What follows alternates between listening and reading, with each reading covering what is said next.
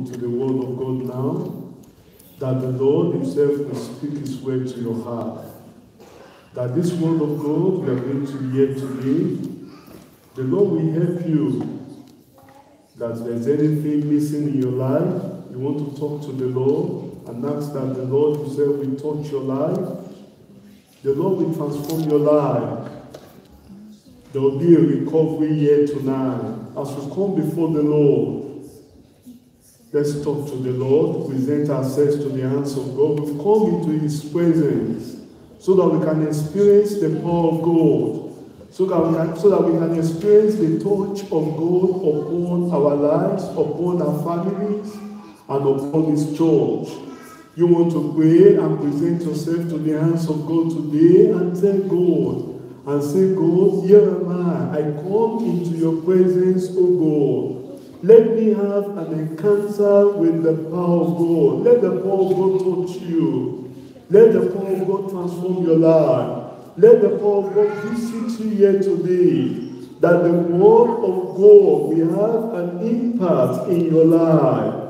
You want to tell the Lord anything, the love of God, passion you've lost, that today there will be a recovery.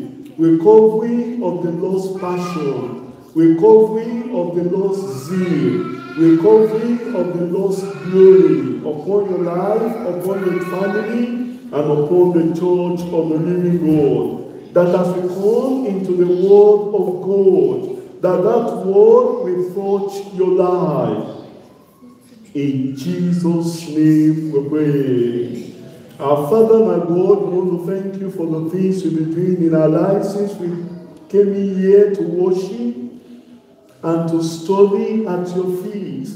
We thank you, Lord, for what you've been doing, O God. Even today being a special Sunday that we use to remember, Lord, all the events that have happened in the world in time past, and all the people, the veterans that have fought for our nations and for all our various countries. Thank you for the peace, Lord, that you've brought into our nation. Lord, even at this time, as we come again to consider your word in a day like this, I pray that the word of God will transform our lives. There will be an impact of your word in our lives, in our families, in our church, and in the nation, in Jesus' name. Lord, we pray that where we've lost your glory in time past, Lord, I pray that as we repent, as we come before you, Lord, with all humility of heart, to confess the sins of our nation, to confess the sins of our churches, to confess the sin of our families and individuals. Lord, I pray there will be a restoration of your glory and of your power in our lives, in our nation, in our families, Lord, and in the churches of the living God, in Jesus' name. Pray that this word of God will have an impact in our lives today. Lord, we not just hear these things, but that the grace we need to be the doers of the word of God, I pray you give to every one of us in Jesus' name. Thank you, Father, because you've had an answer. Worship and we exalt your name, Lord. In Jesus' name we pray. Amen. Shall we be seated, please? Once again, we want to welcome you all to our Sunday service for today. I want to thank the Lord for what God has been doing in our lives since we came in here, and we've been touched, and our lives have been transformed by the Lord. And as we come to the climax of our Sunday service today, as our usual practice in our church here, we always give time to look into the Word of God. And that's what we're going to do once again today. And I pray that you grant me your audience. And as we read the Word of God together, let that Word of God have an impact, a transformation in your life in Jesus' name. We want to go back again to the memory verse of our Search the Scriptures lesson for today, where we'll take our main text for today's Sunday message. In 1 Samuel chapter 4 of 1 Samuel. I'll read from verse 21 and verse 22. Verse 21 to verse 22. And she named the child Ichabod, saying, the glory is departed from Israel, because the ark of God was taken, and because of her father-in-law and her husband. And she said, the glory is departed from Israel, for the ark of God is taken. For the ark of God is taken. From our preferences where we read, you see the title of our message for today's Sunday service. The message is titled Ichabod, the missing of the departed glory. Ichabod, the missing of the departed glory. You see, the name here Ichabod was given by this woman, the wife of Phinehas, one of the sons of Eli, the priest that died in the battle. She named her child by that name, Ichabod, to symbolize the situation of the children of Israel at this point in time. You know, brethren, that's why it's important that whenever we give names to our children, that we need to, pray carefully. We need to take time. It's not just giving a name. You want to give a name that has meaning. You want to give a name that will have an impact in the life of that child that you are giving birth to. That's why we always encourage parents in our church. It's not on the day of the child's birth that you'll be looking for the names you want to give your child.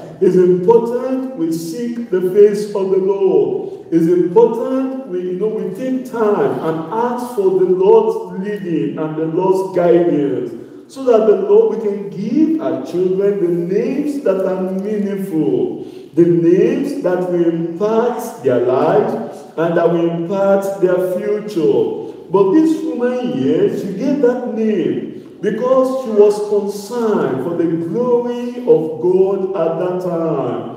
And she looked at the situation of the children of Israel, and she saw no more glory. The glory has departed. The ark of the Lord has been taken. She has lost her own husband and his brother as well, Ophniel. Not only that, she has lost her father-in-law as well. And at this time, she herself was at the point of death, and she tore that child Ichabod. The glory has been departed. Like we learned in our Sunday scriptures, you see that the departure of the glory of God was seen by the capturing of the ark of God by the Philistines, and the defeat the children of Israel suffered in the hands of the Philistines. In the initial war, 4,000 of them were lost. And then at the later end, 30,000 of them were lost. What a great number. Not only that, they lost the two priests at the time of the war. They lost the two priests, and they lost their high priest as well, who happens to be Eli. And not only that, the ark of God, the symbol of the power of God in Israel, the symbol of the presence of God in Israel, the symbol of the protection of God over that nation. They lost everything. They lost the ark of God.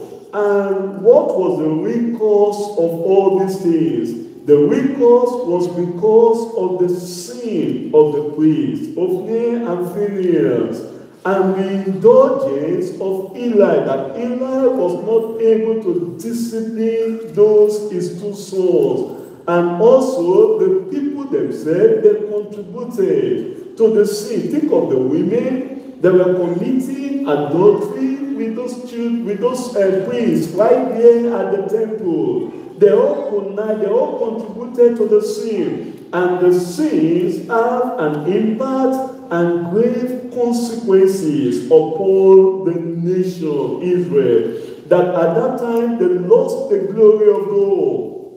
They lost the ark of God. They were defeated in battle, lost about 30,000 footmen and 4,000 another part of their soldiers. They lost the two priests, that two of them were slain in one day. And Eli, the high priest himself, died a sudden and a painful death.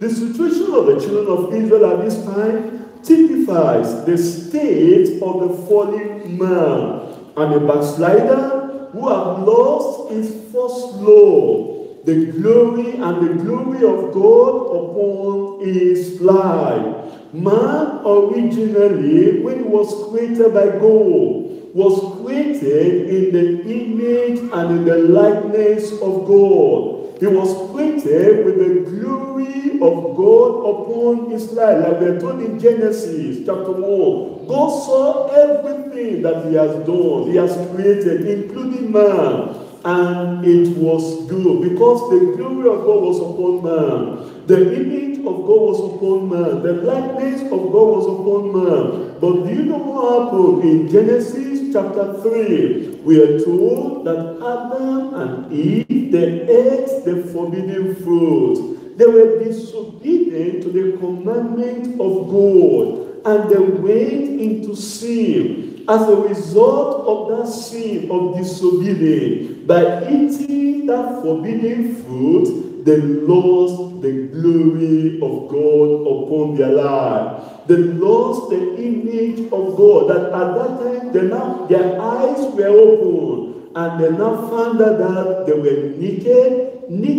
of the power of God, naked of the glory of God, naked of the presence of the Most High God. And the fall of Adam and Eve translate have been deposited in all the offspring that came out of Adam and Eve. That's what we are told in Romans.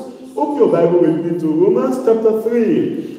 Romans chapter 3, verse 23. For all have sinned and have come short of the glory of God. The sinful man has sinned and is short of the glory of God. He's missing the glory of God. Every man that is born of a woman, no matter the name you bear, you might bear a Christian name, you might bear a church name, you might belong to a church like this where we teach the word of God. But if you are not yet born again, I'm telling you, you have come short of the glory of God. The glory of God is departed, is missing in your life. You are the Ichabod of today. The glory has departed. Not only that, for every backslider, when we talk about backslider, who is a backslider? A backslider is one that had the word of God in time past,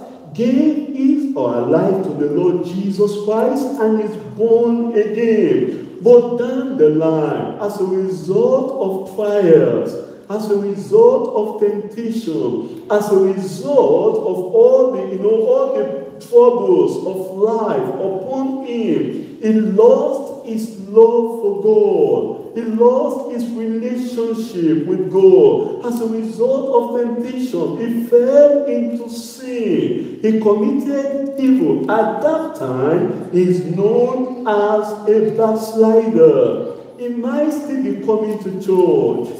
He might still be bearing a church position, no matter the position in the church, or having a church title upon his life. He might still occupy a prominent place in the church of God. But she is an Ichabod. The glory of God is missing. The glory of God has departed from his life, from her life. He might try to cover it up with religious activities. He might try to cover it up with Christian dressing and say, well, I'm still dressed like members of the deeper life. But do you still have the glory of God upon your life? Do you still have your first zeal, the passion, the enthusiasm, your love for God? Is there still that first love in your life, or the glory of God has departed. That's why we are considering a message like this today, so that we need to examine our lives.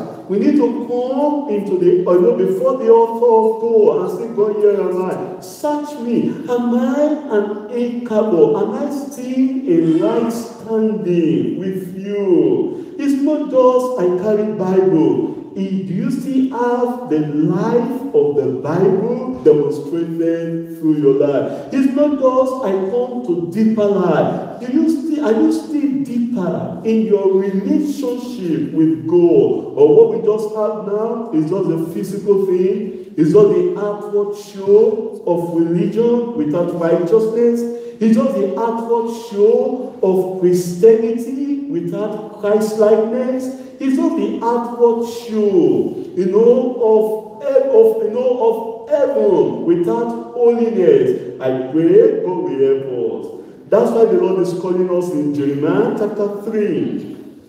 Jeremiah chapter 3 verse 22. Reform ye backsliding children. You might have looked at your life and say, oh, that love is not there.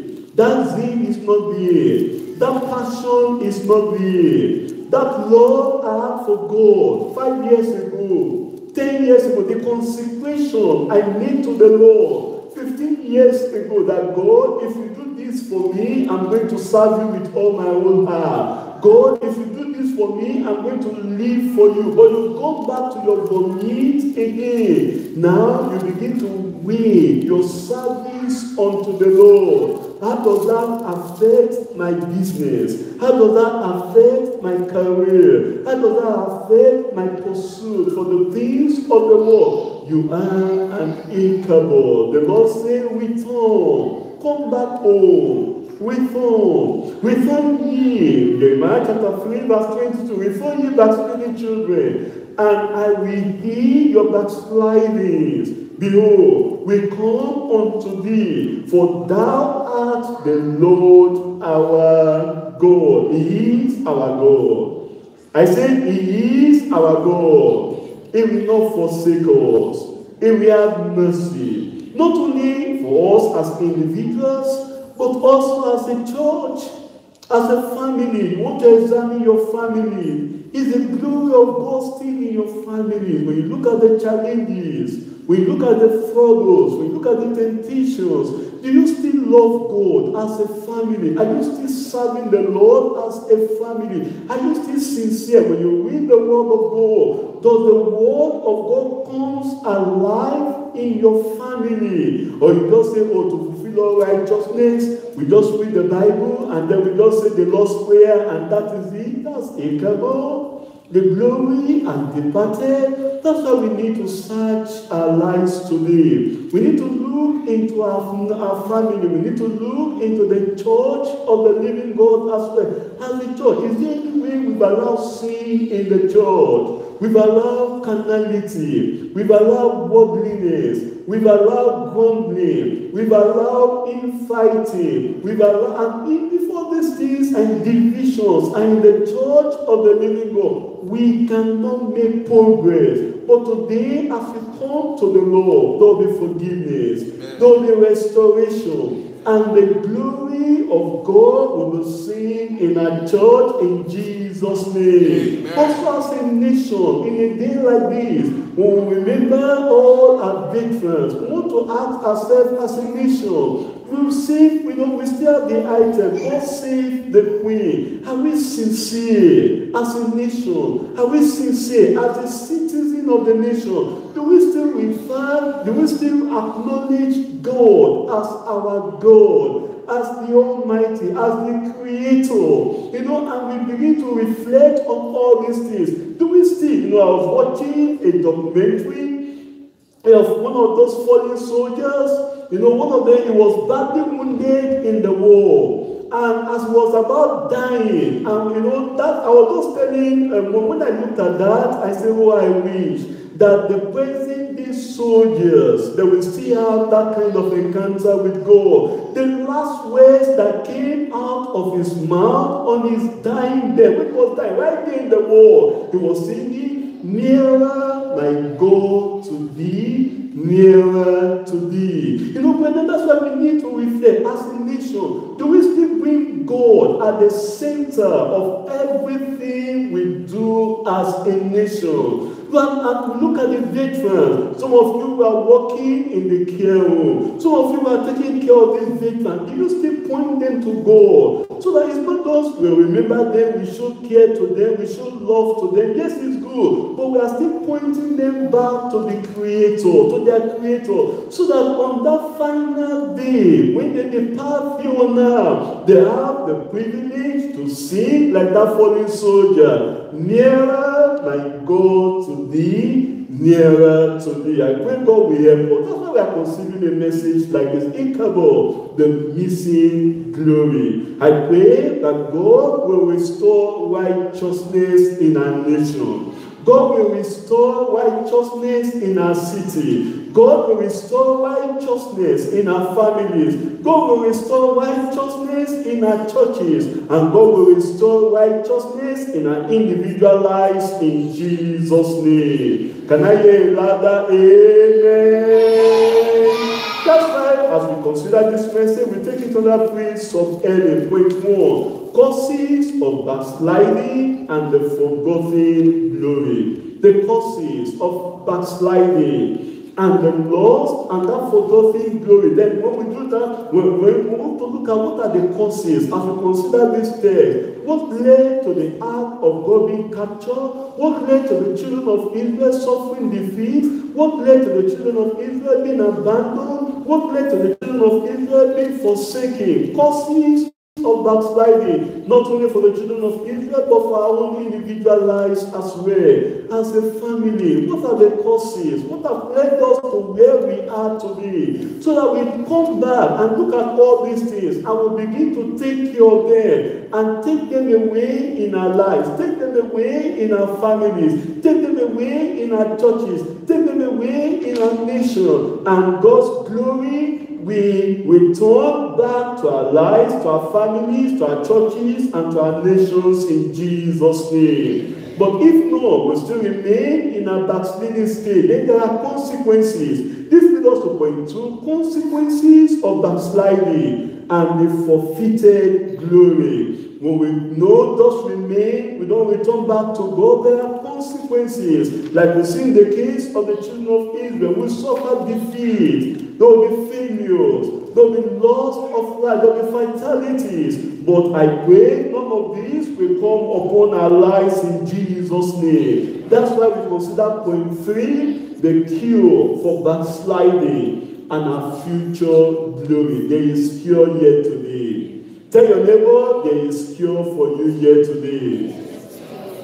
Talk to him with excitement. Talk to him with assurance that there is cure for you here today. For your individual life, there is cure for you. For your family, there is cure for you. As a church, there is cure for you. And that glory, that future glory, will come into our lives and will partake of that glory in Jesus' name. But before the cure, you know, when you go to a doctor, the doctor will always ask you, what is your problem? Is that not so? Will the doctor give you prescriptions without knowing the cause of your illness? Without knowing, have you seen a GP? Have you gone to a GP? And when you go to that GP, the GP just told you, okay, he didn't even ask you what's your name, he didn't even ask you how old you are, he didn't even ask you where do you live. He just look at your face like this and begin to write down some prescriptions for you. Will you take that prescription?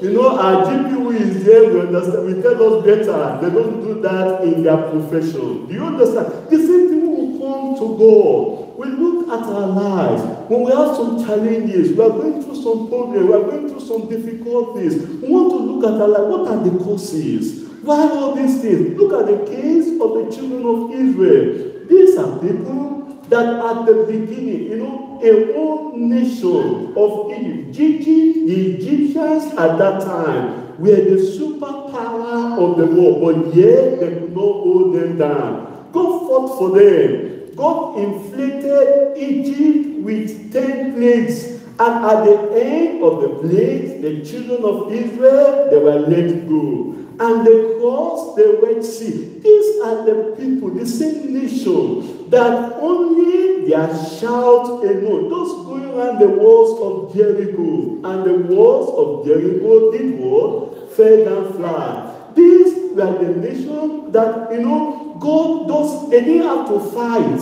God fought for them, and thousands of the Philistines, thousands of the Syrian army were defeated before them. These were nations. Have you seen a nation? I don't know. Have you seen a nation that we just go, as they go from this place to this place, they were just possessing it. They say, as they got there, they say, this is our land, and they possess it. No fighting. Even people, they go to another place, this is our land, and because God has prepared all those land for them. But at this time, the glory of God has departed. At this time, the priests, look at the causes. Why did they suffer defeat like that? Why were they smitten?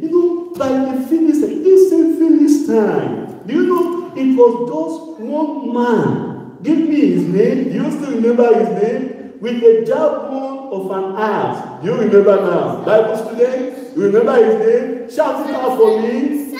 Samson. Thank you, God bless you. Samson, with the jawbone of an ass. He used that jawbone of an ass to defeat all the Philistines. And yet, all the armies of Israel at this time could not stand before these same Philistines. Why? Causes of backsliding. Because there was sin in the camp. Sin in the temple. Sin in the nation. Idolatry in the nation. Look at it in 1 Samuel. 1 Samuel chapter 2. Causes of backsliding and the forgotten glory. What led to the loss of God's glory? 1 Samuel chapter 2, verse 12. Now the sons of Eli were the sons of Belial. They knew not the Lord. Pastor, these are the sons of Eli, the high priest in the land. These were the people that were right at the temple of the living God.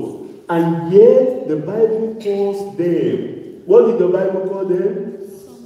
Sons of Belial, not sons of God.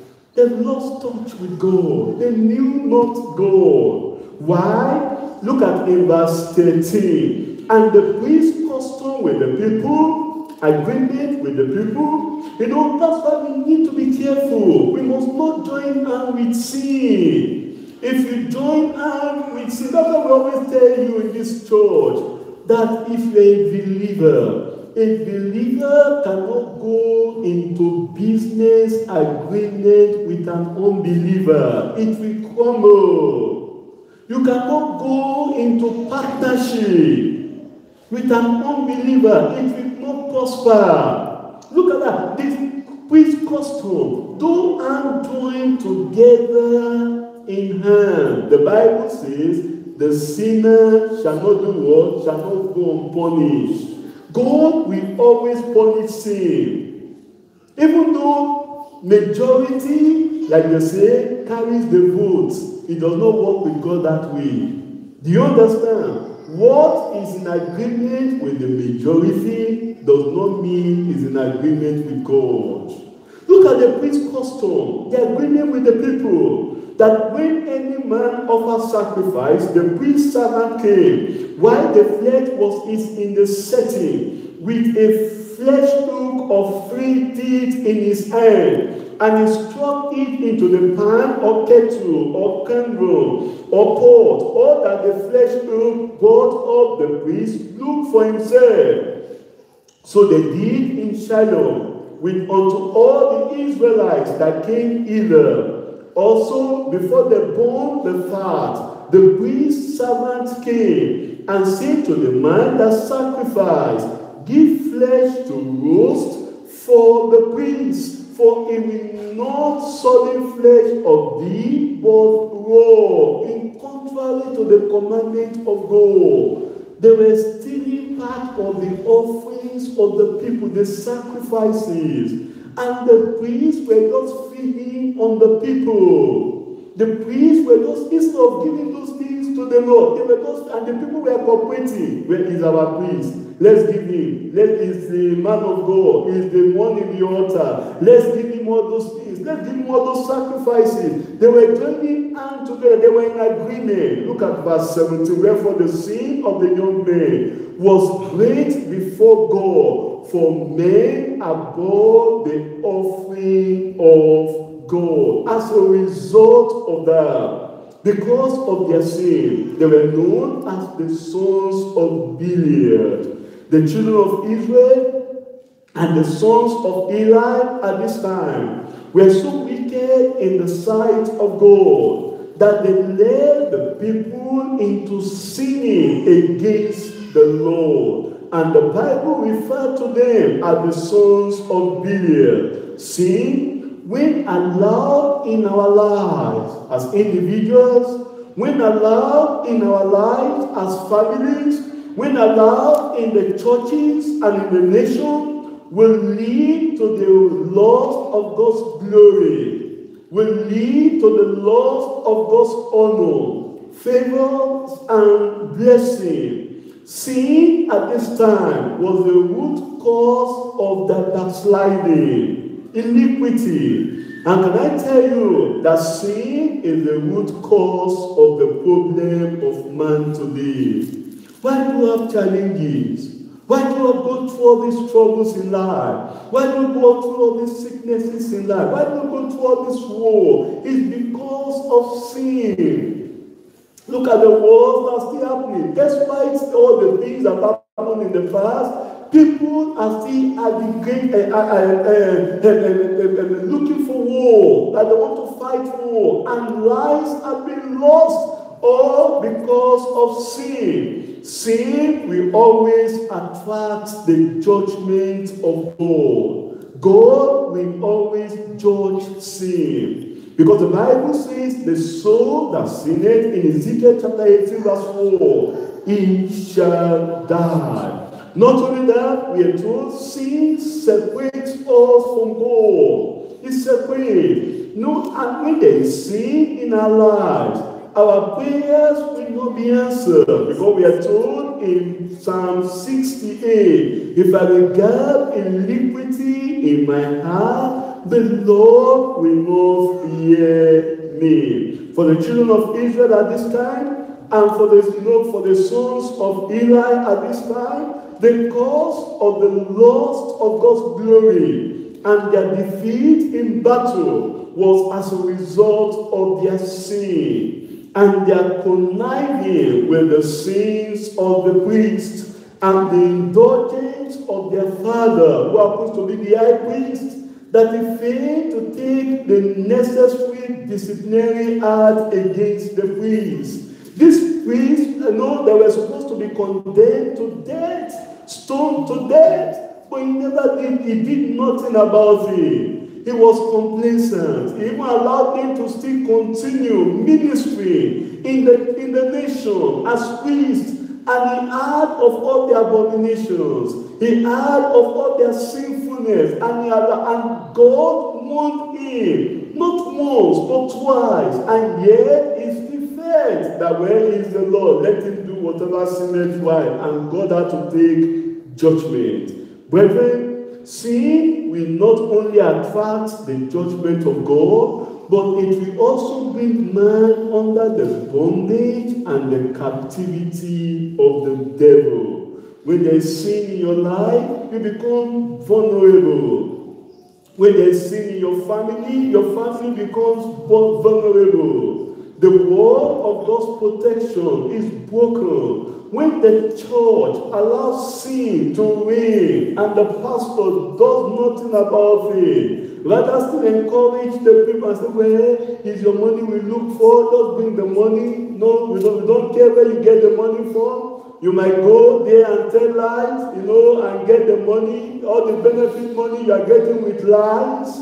Just bring it, pay your tithe, and that's all what we need. All the money you are getting at places of work, you work for 10 hours, you put there that you work for 12 hours, bring all those money, just bring it. All the money of life, forceful, that you are getting the money of drugs, the money, that you get through dubious business, just bring it, and then we are satisfied. When a church is like that, the glory of God cannot remain in that church.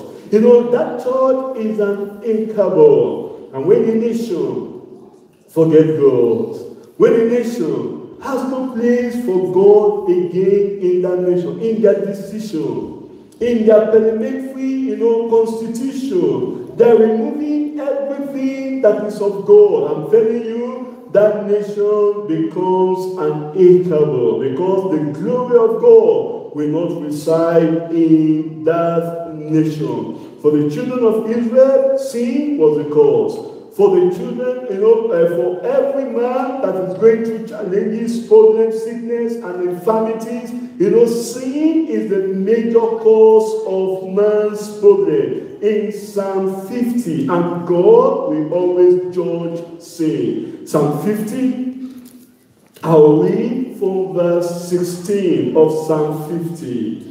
Verse 16. He says here, let me just back down to verse 15. And call upon me in the day of trouble, I will deliver thee, and thou shalt glorify me, but unto the wicked. You see that? Unto the wicked.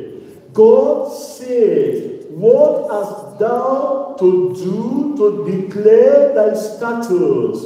Or thou shouldest take my covenant in thy mouth. See, thou hatest instructions and castest my words behind thee. When we reject the word of God, when we get the instructions of God in our lives, in our family, in our churches, in our nation, the glory of God will not be there. If everything we do now in the church is just to come and dance and sing and give offering, and that is it, and people go and people are happy, without the teaching of the word of God, the glory of God is departed. If what we do in our family now, no place for the word of God, mommy dashing to work, daddy dashing to work, children getting them ready for school, no place for Bible reading, no place for Bible study. I'm telling you, the glory of God has departed from that family. If what we do as a nation is what we go through all the, everything is now, secularism, just allow everything. We don't speak forthrightly against sin. We now, don't say, well, anything, you can be anything. You can change your orientation, and we support it, and we bring law to support all those as a nation. We are forgetting God, and the glory of God is departed from that nation. Sin is the cause. When you hate instructions, and then not only that, when you hate the word of God, it brings you under the judgment of God. Like in the days of Ezekiel as well, in Ezekiel chapter 9. Look at how the glory of God departed from that nation, Israel. In Ezekiel chapter 9, it started little by little. Backsliding don't just start at once. It starts little by little. That's why we need to take it. It can start by you, maybe you've been committed before, committed to the word of God, committed to the work of God. You now begin to skip your Bible reading. Maybe in a week, you that can read the Bible from Monday to Sunday in a week, you don't say, is it not just one day I miss? Well, God understands. The following week, it will increase to 2 days. The following month, it will increase to 3. It starts little by little, brethren. The people of the world say, little drop of water does what? Makes a mighty ocean. When you begin to allow, you don't say, oh, that thing, is it not just that little thing, that little compromise? That little compromise can ruin your life, can ruin your family, can ruin the church of God, and can ruin a whole nation. That's why we must not allow it. A little sin, a little folly, a little foolishness, we must not allow it. We must stand against sin if we must retain the glory of God in our life. Because righteousness and sin cannot cohabit. Where there is sin, there will be no righteousness. And when there is righteousness, there must be no sin. Light and darkness cannot stay in the same room. When there is light, there will be no darkness. And when there is darkness, there will be no light. I pray God will give us understanding. Brethren, it is righteousness that attracts the glory and the power of God upon our lives. When we begin to allow all these things, number one, when there is iniquity in our lives, in our hearts, it will lead to backsliding. It will lead to the loss of God's glory. Like we see in the case of Lucifer. That glorious angel in Ezekiel chapter 28, when he was created, he had the glory of God upon his life. But until iniquity was found in Lucifer, he lost the glory of God. Number two, when we begin to allow indulgence. It doesn't matter. Eli, he allowed it in his family, and it led to backsliding. And it led to the loss of God's glory upon the nation. Number three, when we begin to allow idleness. No more giving to hard work. All you just do now, just say, well, my husband is working, my wife is working. How about you? But what are you doing? God understands. Idle brothers, idle sisters. And you spend 24 hours doing nothing. It will lead to backsliding. There is a lot to do in the church of the living God. And yet we have people who say they are born again. And they are still there, sitting idle. No, just coming to church. This is your church. This is the work of God. Get involved. If you remain idle, it will lead to backsliding. When there is idolatry, when we talk of idols, people thought that idols is only when you have an image that you want to worship. No, not at all. Covetousness can become an idol. When you are covetous, you have this, it is not enough, you still want more. It becomes an idol. Anything that takes away the attention of God in your life is an idol. It could be your job. When you are so married to your job, and that job will not give you time to serve God, will not give you time to worship God. That job that career becomes the number one thing in your life that becomes an idol. When there is a nature in our life, don't sit down there, do nothing. Don't sit down there doing nothing. At ease in Zion. We are talking that, we're in the last days. We're in the last day. We're in the last day. But you say, well, this last day, we'll be hearing this. Anytime, why did you come? Just at ease. At ease. At ease. That will lead to backsliding and the loss of God's glory when there is inactivity in our lives. Monday to Sunday, no activity of righteousness. No activity of God's service. No activity of prayer. No spiritual exercise, even of fasting. No spiritual exercise of waiting upon the Lord. Inactivity of fellowshipping with the prayer. Inactivity that will lead to backsliding. When we are indolent, that will lead to backsliding. Indolent, like that rich man. I've got so much. Sit down, eat, and be full. You are full already. Yeah, just continue to eat. Indolent, it will lead to backsliding and the loss of God's glory. And when all these things are in our lives, except we recover ourselves, there are grave consequences. This leads us to point 2 quickly. Consequences of backsliding and the forfeited glory. The consequences of backsliding and the forfeited glory. We read in 1 Samuel chapter 4, verse 10. 1 Samuel chapter 4, our text. Let's look at the consequences there. For you to understand, let me just back up to verse 2. And the Philistines put themselves in array against Israel, And when they joined battle, Israel was meeting before the Philistines, and they slew of the army in the field about 4,000 men. 4,000 men. 4,000 women became widows. And 4,000 men, if they have two children in those families, those two, multiply that by 4,000, that's what? How many? Just give it an answer. That's what? 8,000. 8,000 children became what? Fatherless. Because of the consequences of sin. But look at verse, you think that was all? That was not all. Look at verse 10. And the Philistines fought, and Israel was meeting, and they fled every man into his tent. And there was a very great slaughter. For there fell of Israel, how many thousand now? How many thousand? 30,000 foot men. 30,000 wives became widows. And if they had a family of 2 children, multiply that, 60,000 children became fatherless. All because of the consequences of sin. And that's not all. They lost Ophni and Phinehas in one day. They were slaves. And you think that was all? Eli, the high priest, also fell down and died.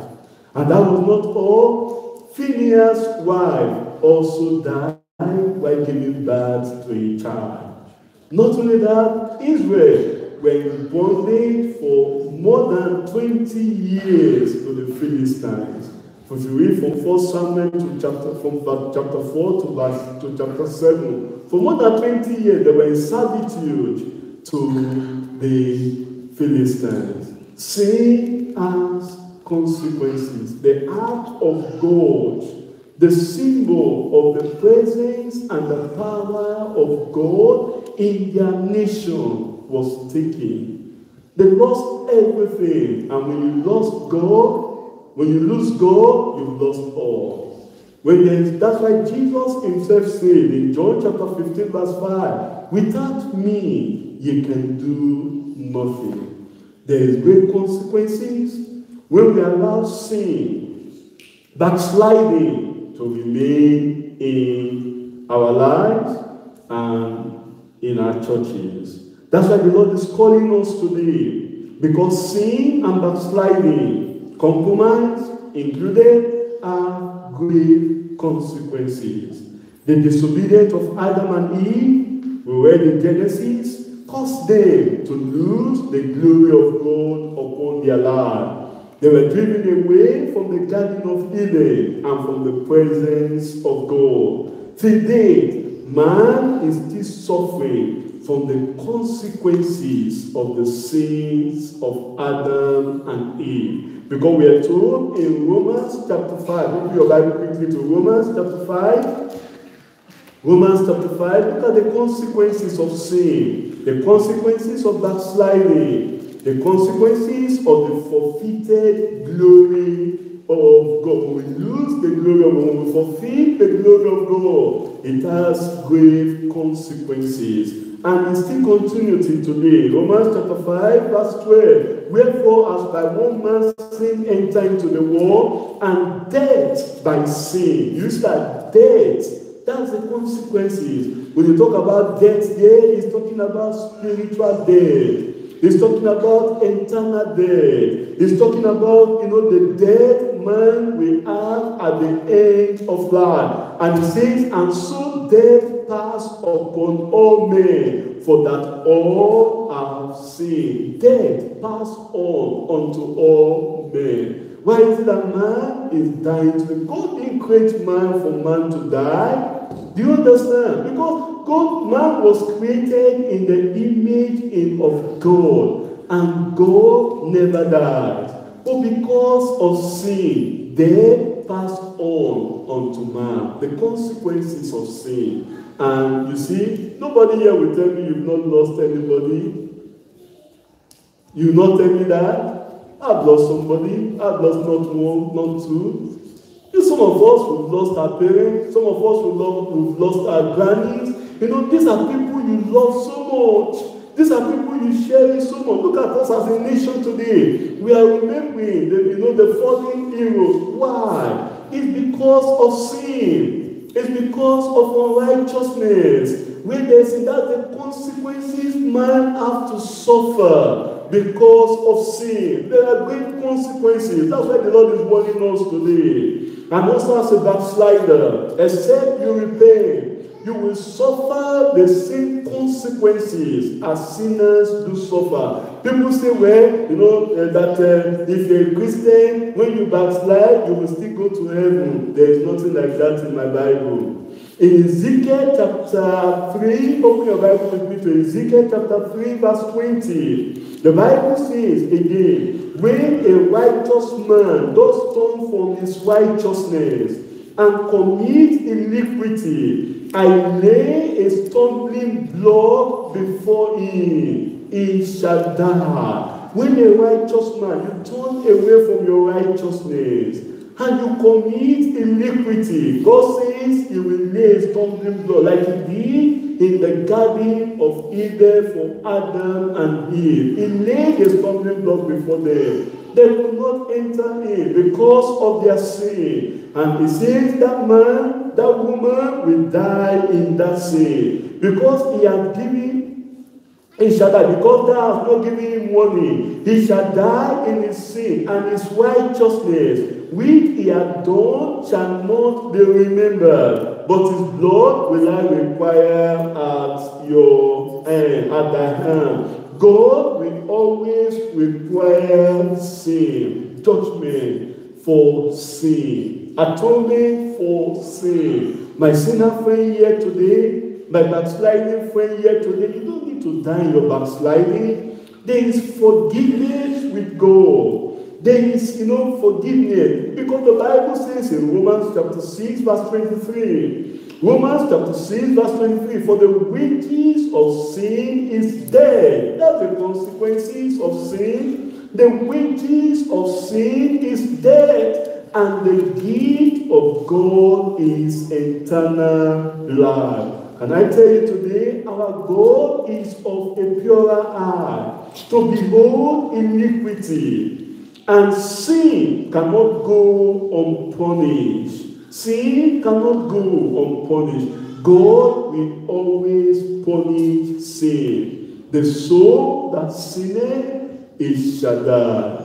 And the nation that forget God, the families that forget God, the individuals that forget God, the churches that forget God. Look at the consequences. Psalm 9. Look at what the Bible says will happen to that church, will happen to that individual, will happen to that nation. Psalm 9. Are you with me? Psalm 9, verse 17. The wicked shall be turned into hell. The wicked, the sinner, the backslider, the sinful nation, the sinful church shall be turned into hell, and all the nations that forget God. There is judgment for nations that forget God. There is consequences of sin. That's why those of us in leadership position, we need to be careful. We need to be vigilant. Eli permitted the sins of his sons. He himself is suffered for that. We must not allow sin, either in the church, as a leader, or even in our families, as leaders there. You say, well, I'm not a pastor in the church, but you are the pastor of your home. Don't allow sin there. Don't permit sin there. Fight against sin. Talk against sin. And I pray the Lord will help us in Jesus' name. And those of us in places of authority, in our places of work, don't connive with them in their sinful practices. Talk against it. Don't join them in their sinful, dirty talk. Talk against it. Stand against it. I remember one day a colleague of mine was just talking and he was using, some language that is, dirty. I just told him, I said, stop there. This is official war. We don't bring those kind of language here. You call it joke, but for me, that is not joke.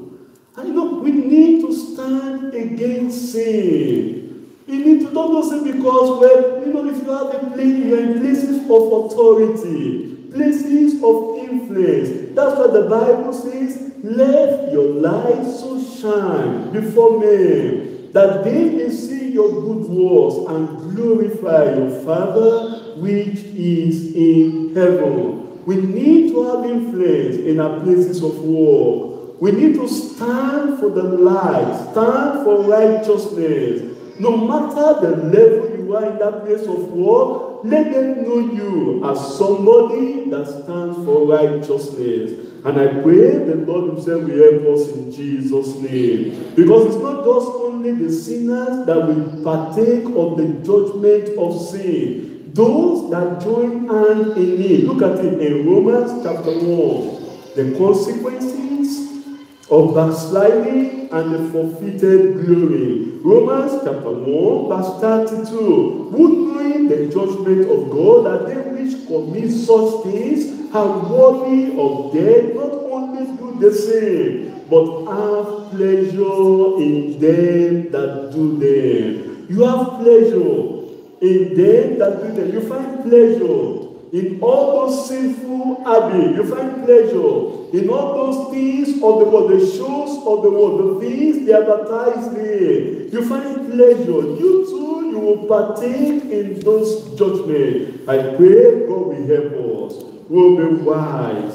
Where there is sin, what are those consequences we will suffer? There will be defeat, there will be discomfort, there will be derailment, there will be dimness of sight, like you see in the case of Eli. Your life will be full of darkness. There will be desolation. There will be despair. There will be depression. There will be dejection. God will deject that individual. There will be disaster, and that could lead to death and eternal damnation. No matter your present condition today, the good news is there is cure for you. There is forgiveness. There is restoration to true righteousness that awaits all those that will turn to the Lord and repent of their sins and backsliding. This leads us to point 3 quickly before we pray. Cure for backsliding and our future glory. The cure for backsliding and our future glory. In the case of the children of Israel, the glory at that time in chapter 4 has departed. They've lost the glory.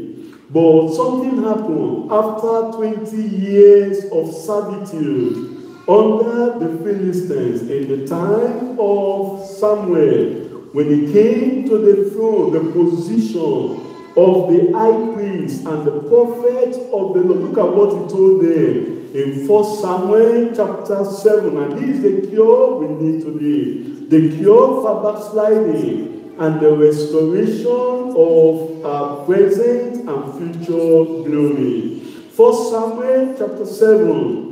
I will read verses 3 and 4. And Samuel spake unto all the house of Israel, saying, If ye do return unto the Lord with all your heart. If you do return, we need to return, brethren. Return unto the Lord.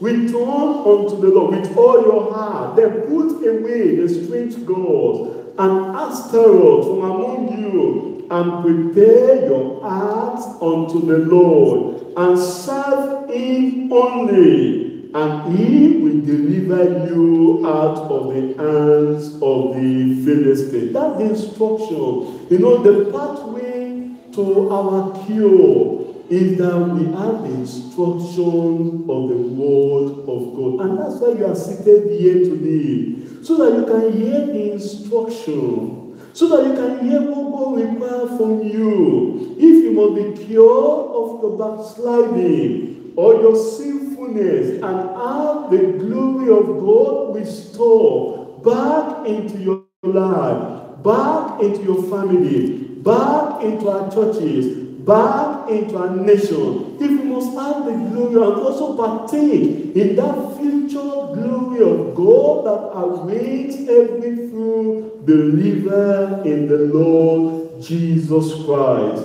we must listen to the instruction. It's not enough to hear. Look at the case of the children of Israel. They had the instruction, but look at what they did in verse 4. Then the children of Israel, they put it away.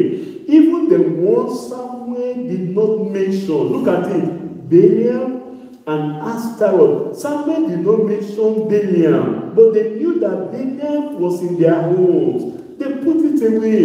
It's not every sin we have to mention, but you look at your own family. You look at your own individual life. The pastor may not mention it, but you know that thing you are doing is contrary to the will of God for your life. You don't go back to your house and say, even though the pastor did not mention this, but I know my conscience bears me witness that this thing I'm doing is sinful. This thing I'm doing is evil. Then put it away. That's what the children of Israel did. Then put it away. We are going to put away sin. I didn't hear your amen. Amen. Tell your neighbor, you are going to put away sin. And the Lord will have mercy upon us in Jesus' name. David did it. That's why, when you look at the life of David, people always ask, why is it that David, after all what he did, the Bible still refers to David as a man after God's heart. David, he was a man, he committed adultery. He committed murder. Not only that, he even lied. But when the word of God came to him and said, David, thou art the man. David never covered up. He had the word of God, and he repented. He sought the face of the Lord, and he was restored back. Here was David at the end. Look at it in Psalm 51. Let me show you the pathway to restoration. At this time, David was careless. When others were going to war, he was just sitting in the palace. So because they told him, David, you don't have to go to war with us, just stay there. And he just stood there, and he was wandering about, and then he saw the woman, and he committed immorality, adultery with the woman, and the judgment of God came upon him. The pronouncement of God came and said, David, you are the man. And look at what David did in Psalm 51, verse 1. Have mercy upon me, O God, according to thy loving kindness. It is not according to my righteousness. Your righteousness, Isaiah 64 verse 6 tells us, as filthy rags before the Lord. It is not according to your good works, but according to the loving kindness of God. We are saved not by our works, but by the grace of the Lord Jesus Christ. That's the beginning of our cure. Number one, we must remember your slothfulness. Remember your way you are falling. Remember, that was what David did here. He said, Lord, look at what he did. He says, Lord, for I acknowledge my transgression, and my sin is ever before thee. And look at, it says, against thee, verse 4, against thee only have I sinned, and done this evil in thy sight, that thou mightest be justified. When thou judgest, and be speakest, and be clear when thou judgest. Number two, there must be repentance from our sinfulness. That's the pathway to recovery. The cure for backsliding. We must repent. Repent of it. That's what David did here. He confessed it before the Lord. And he repented from it. And then number three, there must be the remission of sins. The remission of sins. Bring those sins to Calvary. And let the blood of Jesus Christ wash away your sins. And after the remission, then number 4, there must be the restitution by the saints. Do your restitution. Where you've told lies, correct those lies. Where you've stolen, restore this money. Whatever you've done and you know, you've taken books that do not belong to you, restore it. Or you have people's money in your hand and you know that is even your blessing. You make restitution. When you've oppressed, relieve the oppressed. Let there be forgiveness. Let there be forbearance. And let them let go. And let there be restitution by the same. And then number 5, there must be righteousness and sanctification. It's not enough to be saved. After your salvation, praise God further. Because at salvation, we have the glory of God being restored. Do you understand? But at sanctification, we have the fullness of Christ, the divine image of God being established, being planted, being recreated in our hearts. And then you press further for the baptism. This leads to number 5. Number 6, there must be the renewal by the Spirit. The renewal by the Spirit of God. You seek for that Spirit of God. You seek for the Holy Ghost baptism so that we can be full of all the glory of God. And lastly, all the service of God you've not been doing, let there be a reawakening. Reawakening to service, divine service, the service of the Lord. And then you are watchful. You are keeping yourself, you are vigilant, ensuring that you don't lose any of those things that the Lord has restored back to you. So that at the time of the rapture, or at the end of your life here on earth, you can be able to partake in the future glory that awaits all believers. Brethren, as we round up today, we need to examine ourselves. What's your condition, my brother? What's your condition, my sister? Are you an Ichabod? Is the glory of God departed from your life? Departed from your family? You labor and the thing is not bearing fruit. You put effort to it and it seems all your efforts are being wasted. Examine yourself. Is the glory of God still upon your life? In your family? In the church? And in the nations? That's what we are told in 2 Corinthians chapter 13, verse 5. Examine yourself whether ye be in the faith. Prove your own selves. Know ye not your own selves, how that Jesus Christ is in you, except ye be reprobate. There are grave consequences if we continue in our sinfulness and backsliding. But if we repent today, there will be forgiveness. We will receive forgiveness and pardon for all our sin. The glory of God will be restored upon our lives again. God has the cure.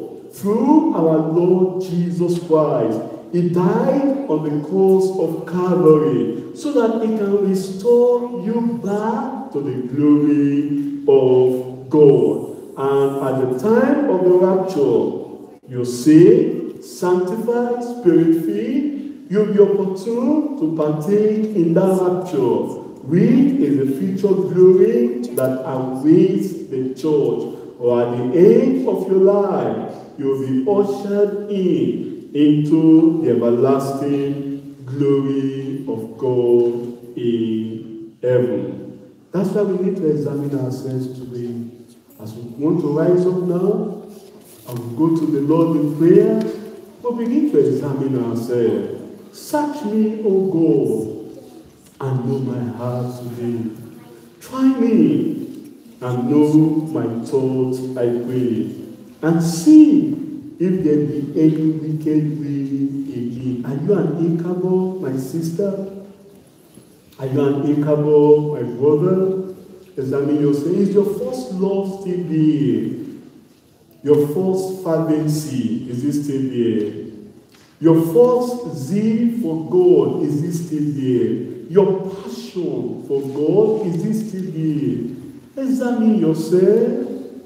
Don't just cover it up with religious activities. Search yourself. What are the causes? Take them away. It could be talkativeness. It could be little indulgence, iniquity. Is there iniquity in your life?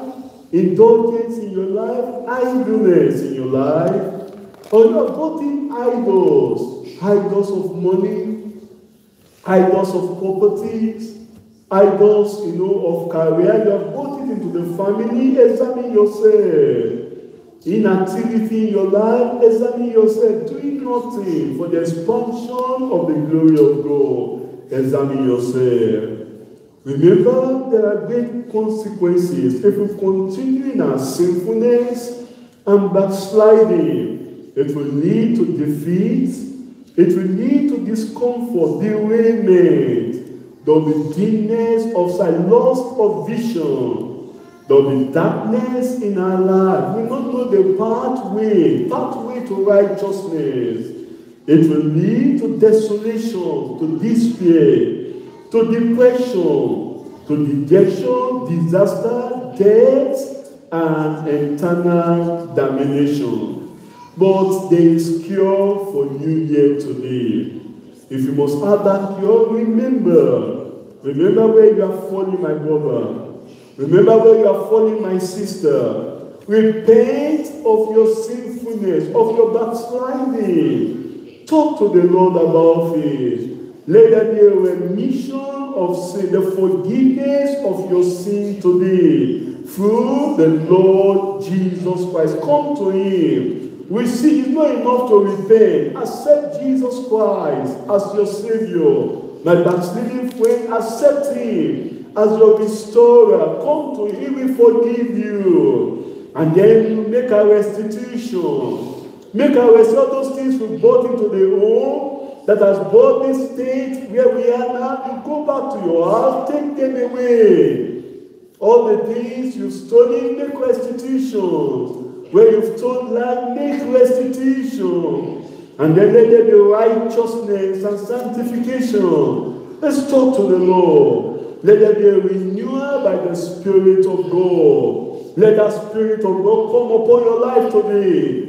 The glory of God won't come on to restore His glory in your life, His power in your life, His presence in your life, in your family, in the church, in our nation. Let's talk to the Lord. Let's call upon the Lord. Let's seek His face, Lord, today and say, Lord, we don't want to be unequal. My brother, you don't want to be unequal. My sister, you don't want to be unequal. You want to pray and say, God, I want to experience your power. I want to experience your presence. I want to experience your glory once again in my life. The glory of God's power, of His presence, manifestation of His power upon your life. Call upon the Lord and say, Lord, here am I.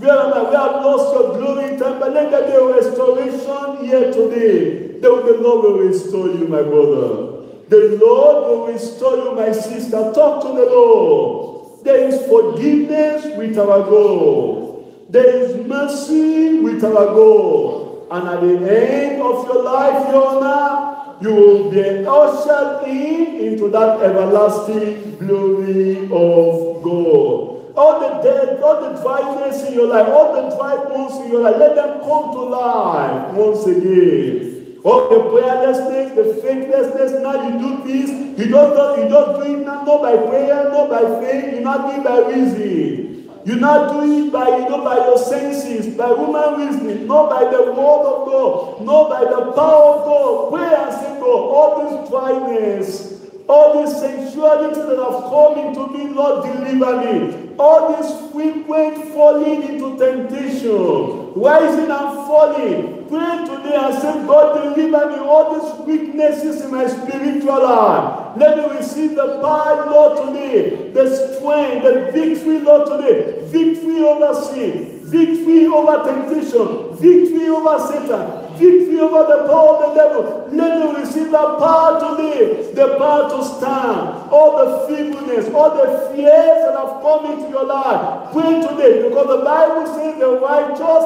they shall be born as a lion. Pray. These are Ichabod. These are the consequences of being Ichabod. Pray and say, God, I I need the restoration of your power, the restoration of your glory, the restoration of your war, the restoration of your majesty in my life once again. Let's talk to the Lord, and the Lord will do it, my brother. And the Lord will do it, my sister. Pray and seek his face today. Receive the glory of God upon your life once again.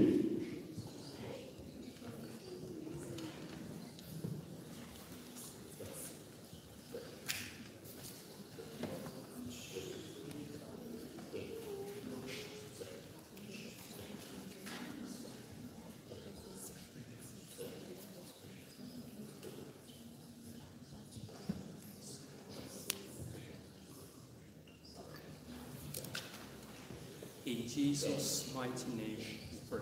Amen. Our Father in heaven, we want to thank you very much for the message to us again this afternoon.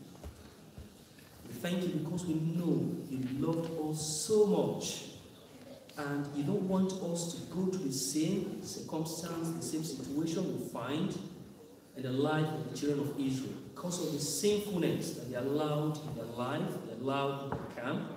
They even allowed in the life of the leadership of those days. Father, we want to pray. You will help us